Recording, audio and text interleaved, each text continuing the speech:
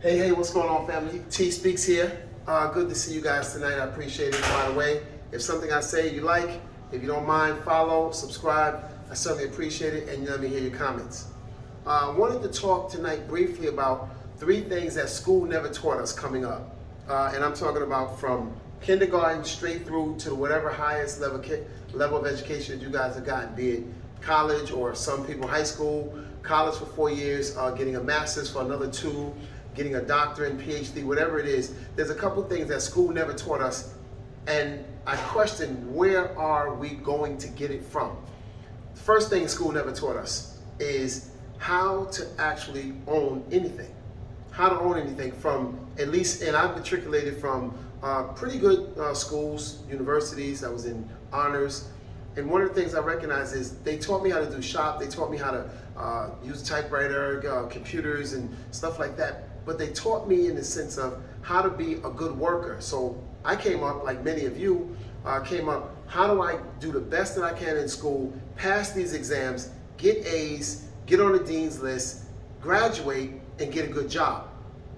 They taught me how to actually be very efficient, making sure that I get to school on time. I was responsible, of course, in college, and had to make sure that I got the class on time, turned in the papers. So whatever I was taught by the professor, I had to make sure that I remembered it, memorized it, if you will, regurgitated it for an exam just to pass it. I never mastered what they taught me because, truth be told, I was having fun.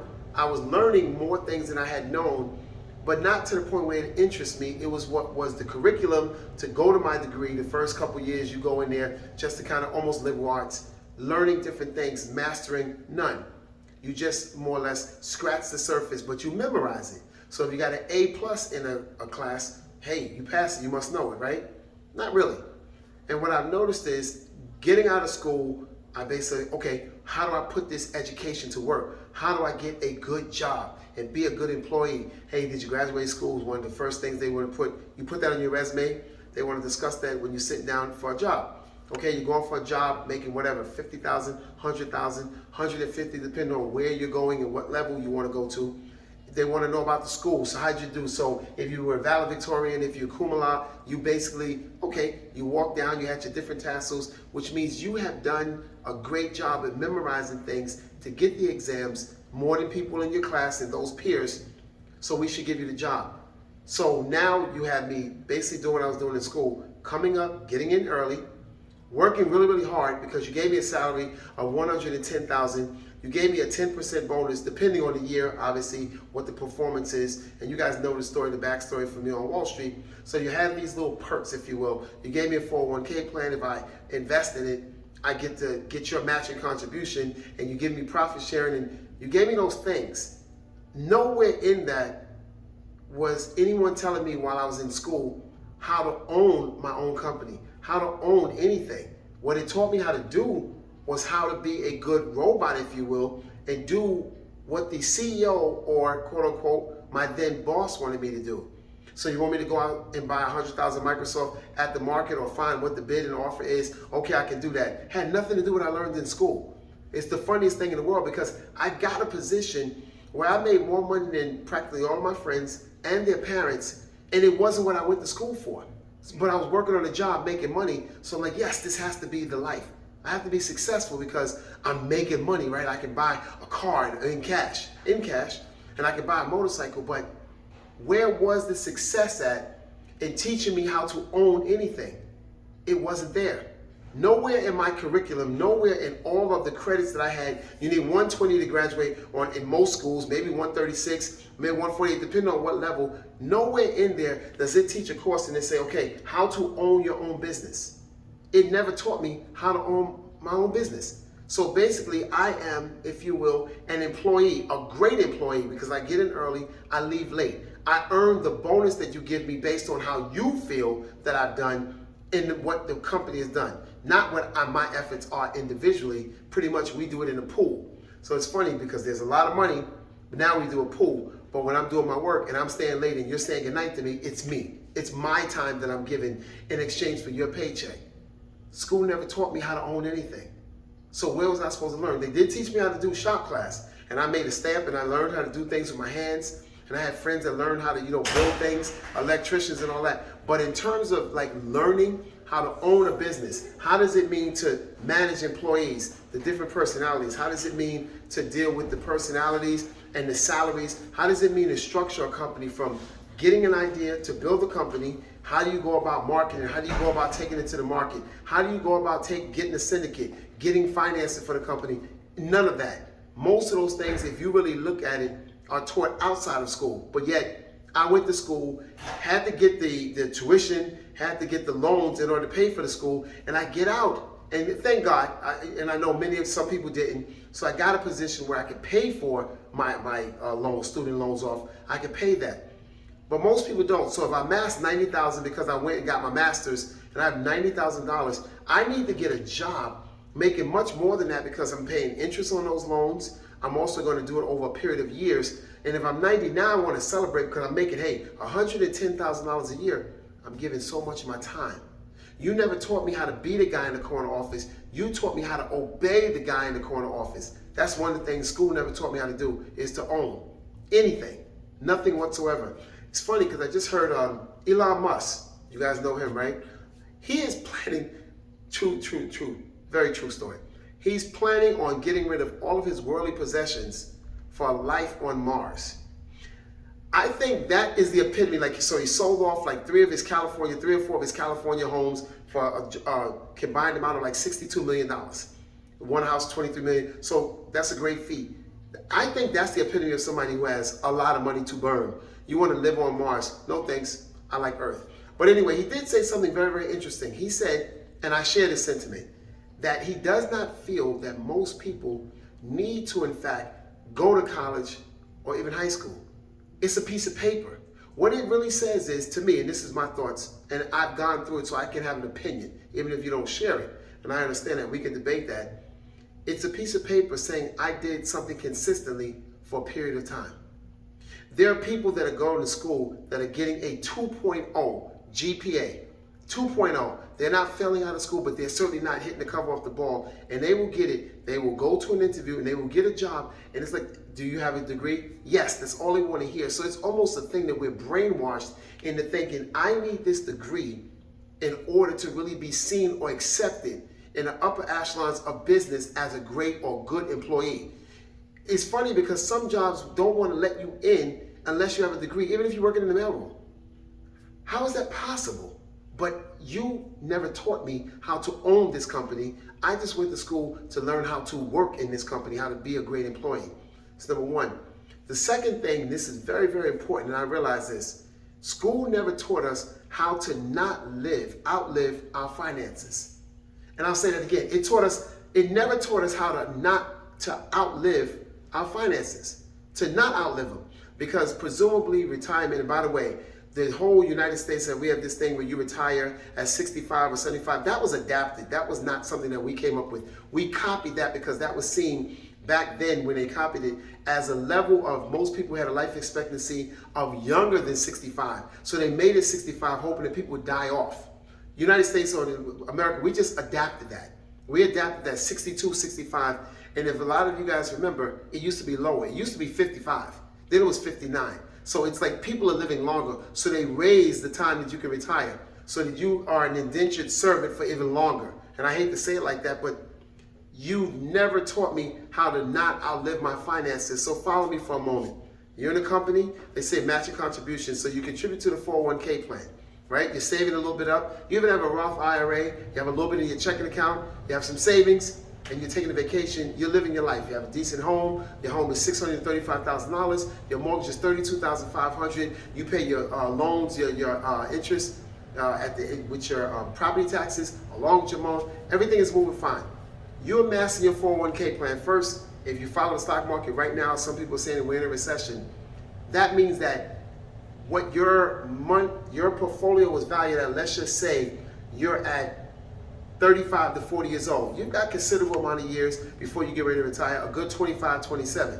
So you've got to separate your check. You've got to take some pre-tax money out, go on for the Roth IRA. $6,000 is a major contribution that you can do a year. You're going to give some more, 6% or maybe 10% into your 401k plan. Now roughly you got about 15 or 16% that's going out of your check beforehand. So now you're putting into the rest of it.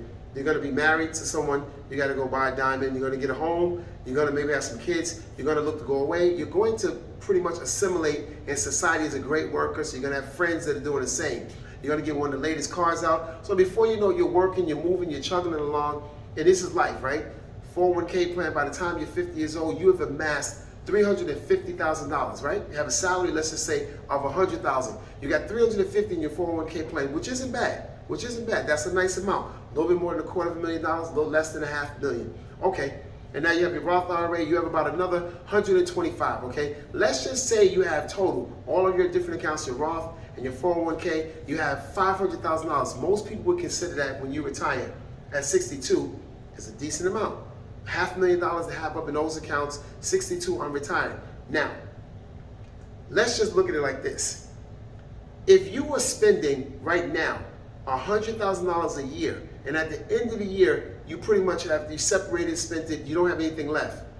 $500,000 is 5 years at $100,000. That's $500,000. If you retire at 65 and you live to 70, is it fair to say that maybe 3/4 of your savings after 5 years will be gone? Will absolutely be gone. So school never taught me how to not outlive my finances. So even if you get a pension and you have your salary and you, let's just say every 2 weeks, you have a salary of $4,230. Okay, that's $8,000. Tax or whatever coming out, that's your pension. Okay, you get that. You can take that 5 and go to 10 if you want. Because it's still going to be going down. Why? Because there's nothing else going into it. You've already reached the age, so you're basically, quote unquote, spending your nest egg. And I know what a lot of you thinking, well, hey, I bought my house, and if I bought it early enough, I got the 30-year mortgage paid off, my house is worth $2.5 million. It might be, and where are you going to live once you sell it? And most people don't have a house that's worth 2.5. Some people have more, some people have less. What I'm saying is, you start to shuffle around by the time you get to be 70 years old. Let's just say in your bloodline, your grandmother and your great-grandfather lived to be 97. That might scare you, and it should, because where's the new money coming from? You can say your investments, but remember that $250 I told you about that was saved to $350? As you leave it in the stock market and we go up and we go down, guess what? Yours is on a decline. So your $350, and people have experienced this, I myself have experienced this, and I'm sure some of you have. Sometimes that $350 can be $250. Or it can go to $175 if you depend on who you chose to manage your money. And unless you're a savvy investor, and even sometimes if you are, it is not foolproof, because the stock market is based on speculation at best. Sentiment is based on a lot of interest rates, the governments, the feds, all of these different things that you can't control. Let's just say your money is not what it used to be. When you get ready to retire, you've lost some, or you put it in some safety vehicles where some people say, okay, I may not earn as much, but at least I'm not losing. That's fine. That means that your $350 is less, because you basically took it to flight to safety. You made sure to buy those stocks that would not go up a lot, but they wouldn't decrease anyway. So you've done pretty well. If you live to 80 years old, where is the money coming from? Where's the new money coming from? If you sell your house, now this is going to change your lifestyle. You've gotten friends, you raise your kid in this house, your kids, you and your family have your friends next door to you, you have your friends, you're used to this place. You have to uproot yourself and get a smaller downgrade, hopefully the price, because right now, if you were selling a house at $1 million and you wanted to go buy some property that was kind of comparable on the same level, you would get a lot less for that $1 million. Why? Because right now it is a seller's market. The housing market, the prices are astronomical. For houses that used to go for, excuse me, that used to go for $250 and now going for $500,000 all over. Well, not all over. If you want to uproot your family and all of your roots and go live in Wyoming or something, you'll probably get something better. Now you're isolated, living in your ripe old age next to no one. If you live where you have been living, you're going to pay more. What am I saying with this? School never taught us. The second thing, how to outlive, how to not outlive our finances. Your roof starts leaking. You've had your house, remember, for a while. You raised your kids. Your leak is roofing. Your roof is leaking. Excuse me. The guy comes. Listen, your roof is pretty old. I noticed it is 28 years old, because when you bought the house, it was 5 years old. It was relatively new. You have raised your kids with 23 years. That's 28. You need a new roof. Inflation. How much is the new roof? Well, I can give you the budget one. It won't last for too long, but You're hoping right now that it doesn't outlive you, that it doesn't cost more than it should. So you basically get the roof, and he says, okay, I can sell you a roof for $7,500. So where do you get the $7,500 to pay for it? I'll tell you, your nest egg. So now your nest egg is being reduced by what? Life. It's being reduced by life, and you don't know how to not outlive your finances. So as your nest egg and your money is going down, the stock market may be doing up and down. I'm not saying it always goes down. It doesn't always go up either. And you have regular life that you're coming through. Your child is maybe getting married. You want to give them a nice house, give them a start on things.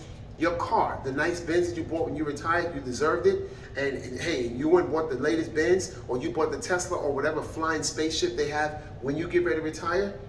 Those things cost money to maintain, no matter what. I remember true story, I took one of my vehicles to the dealer to get an oil change. He told me the oil change was $430 for an oil change. Now, I know that when you're buying a luxury vehicle, you're doing anything on that level, you can expect to pay more. Like when you buy a sports car, expect to get the high premium gas. I wasn't expecting $400. I paid it and scratched my head. And I was like, wait a minute, a $400 oil change? I'm used to paying $35 with my other vehicle. That's the thing. So as you desire life, what it's telling me is I have to live within certain financial constraints so that I don't outlive my finances. And God forbid if you do, because true story. Two men the other day, they were working at a gas station. I went and got some gas. These gentlemen were both over 60 years old. Shout out to all of those that are over 60 and they're still moving, viable, moving around. It's nothing against them. They were working in the gas station. And the guy, they were talking to each other, how long have you had your home? Well, I've been in that house for 30 or 40 years in my area, okay? And it was about 85 degrees outside. Here these two older gentlemen are pumping gas. The first thing I thought is, wow, like they look old enough to be somebody's grandfather. And don't get me wrong, if you're working, there is nothing wrong with putting in an honest day's work. I just have a question as to who work you're doing it for. So the guy's pumping gas and they're talking, oh, I've had my house for so long, and he's working. This is the middle of the day, holiday weekend, Memorial Day now. So I asked the gentleman, as I always do, because I'm surveying now and I recognize things are speaking to me as never before. And I asked him, sir, can I ask you a question? And we went through, sure, no problem. What do you have to ask me? And I was like, so what brings you here? And he started off and telling me, I'm here, because this is great exercise and it gets the blood flowing and I don't want to sit around doing anything. And I said, okay. I said, and he was like, yeah, and I get to talk to my friends. Okay. And I asked him, I said, so family, friends in the gym wouldn't take care of the same thing?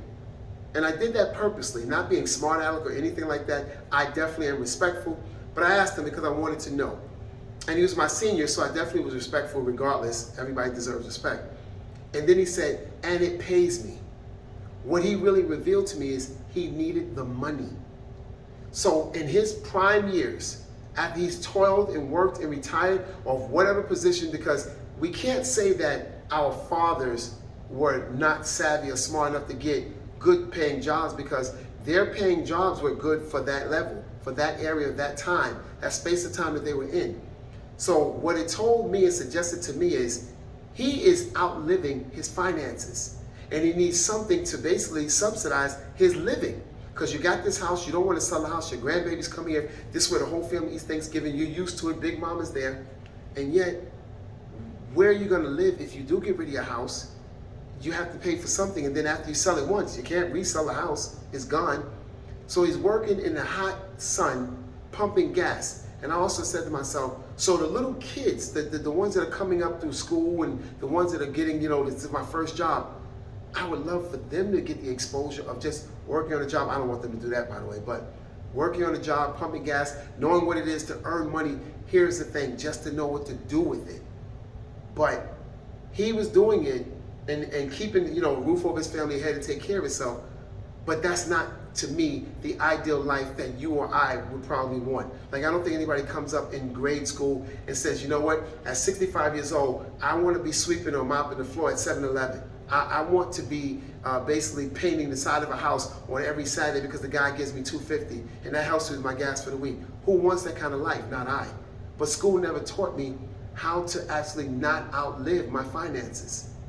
It never taught me. Another thing that school never taught any of us, and is not going to, is how to leave a legacy. School does not teach you how to leave a legacy. The Bible says, a wise man leaves an inheritance for his children's children. If you're wise, you're leaving an inheritance not only for your kids, but for your grandkids. But if you are an employee, what are you leaving them?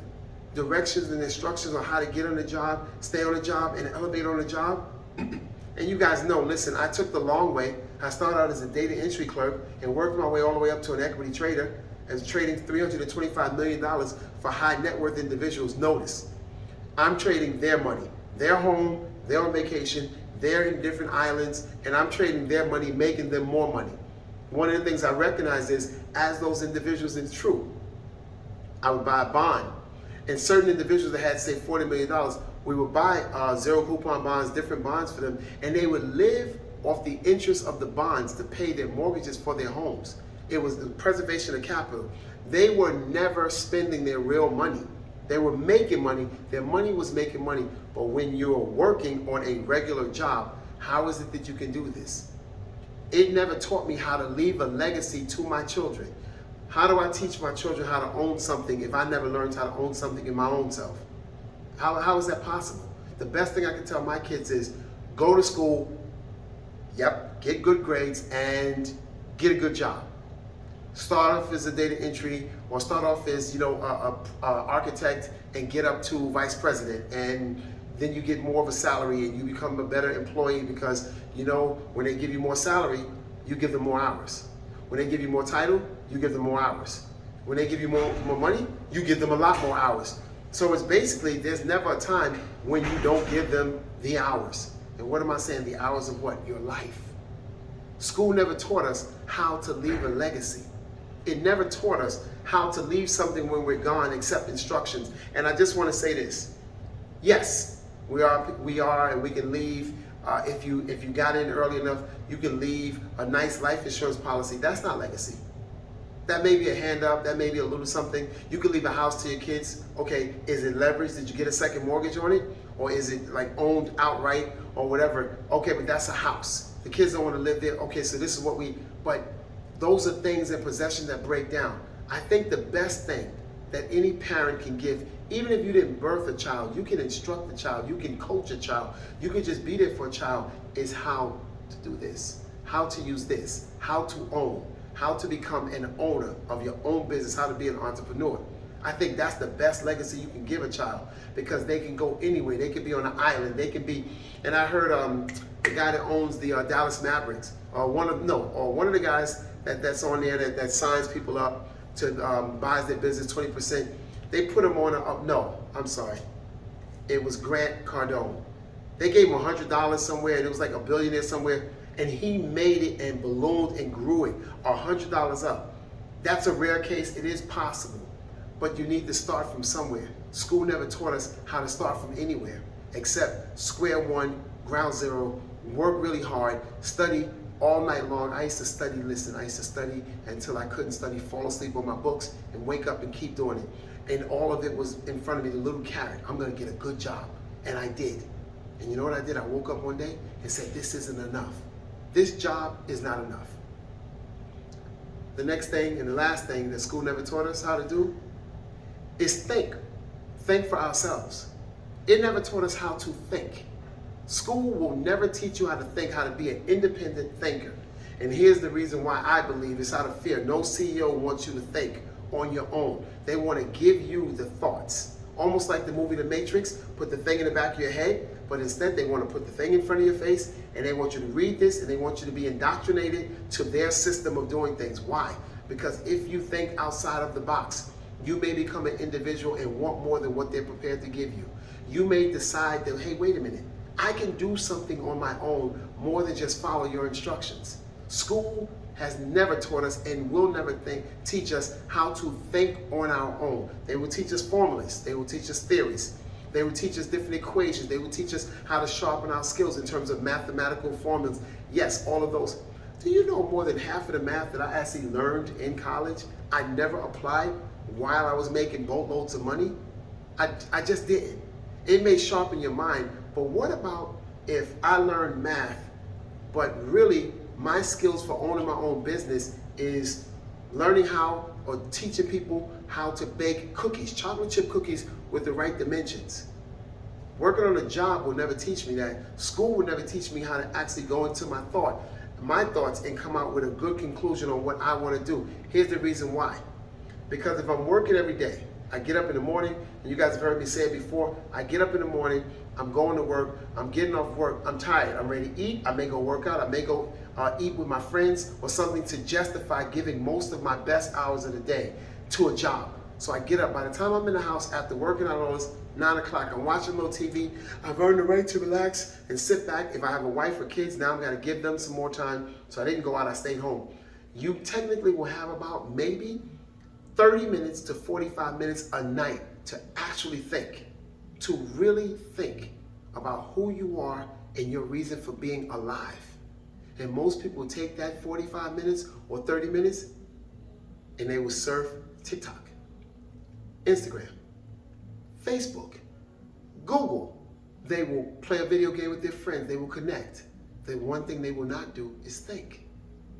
Thinking is the freest thing that you can do, and most people don't do it. You want to know why? You were never taught in school. You were never taught to think on your own. You were never taught to own anything. You were never taught how to not outlive your finances. You were never taught how to build and leave a legacy. Family, school may be good, but these are the things that it didn't teach you. So my question to you is it really worth it? Or is there another way? I submit to you, there is another way. There is another way, and it's called being an entrepreneur, owning your own business. Now that may scare some of you, but it is possible. I mean, when you think about it, what do you have to lose? Anyone can be an employee, but not everyone can be an entrepreneur. Aren't you worth it? Isn't your future worth you giving it all you got? Just think about it. Well, family, that's it for me. I'm TSpeaks. If I've said anything that you guys feel have really struck a nerve or chord, you feel like you want to comment below, I certainly appreciate it. Let me know what you're thinking. What is school offering you? Maybe it is offering you something that's worthwhile. One thing I do say it will give you as a bonus is it gives you connection. It gives you contacts. It gives you people with the same thought process. So if you realize it, Mark Zuckerberg and a couple other people have gone to Columbia, noticed the schools, the Ivy League schools, gone to Columbia, and they've invented companies and all that. Sure have. Had nothing to do with the school. School was the platform that brought them together. But the majority, 90% of the people, 95, youngest billionaire, they're not Mark Zuckerbergs. They're regular individuals who are going after jobs. And $250,000 a year does not make you rich because it took you 365 days to make 250,000. That's a long time just to make 250,000. You're giving a lot of hours to it. You're giving a lot of your time. You can never get back. These are the things that school never taught us, never will. Appreciate you guys. Follow, like, comment below. I'm TSpeaks. And don't forget, my saying always is the truth. Change your mind, you change your life. I'm TSpeaks.